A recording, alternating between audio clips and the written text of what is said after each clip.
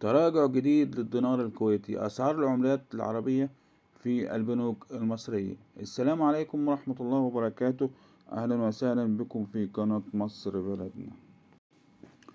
تراجع سعر الدينار الكويتي فيما استقر باقي أسعار صرف العملات العربية بمستهل تعاملات الأسبوع. الدينار الكويتي يسجل 99 جنيه 65 قرشا. وسجلت العملات العربية ختام تعاملات اليوم الأحد في البنك الأهلي. هبط سعر صرف الدينار الكويتي مقابل الجنيه المصري ختام تعاملات الأحد.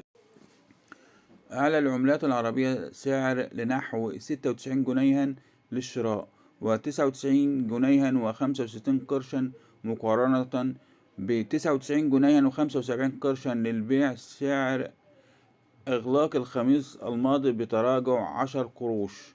واستقر سعر صرف الريال السعودي مقابل الجنيه المصري ختام تعاملات الأحد في البنك الأهلي 8 جنيهات و11 قرشا للشراء و8 جنيهات و15 قرشا للبيع. سعر الدرهم الإماراتي. وسجل سعر درهم الإماراتي مقابل الجنيه المصري ختام تعاملات الأحد في البنك الأهلي 8 جنيه و30 قرشا للشراء و8 جنيه 32 قرشا للبيع.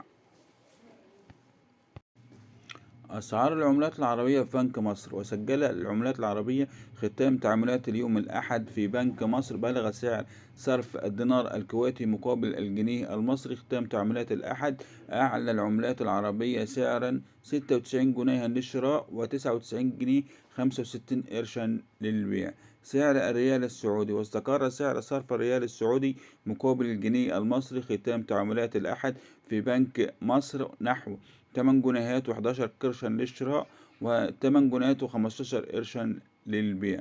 سعر الدرهم الإماراتي. وسجل سعر صرف الدرهم الإماراتي مقابل الجنيه المصري ختام تعاملات اليوم الأحد في بنك مصر نحو 8 جنيهات و30 قرشا للشراء و8 جنيهات 32 قرشا للبيع.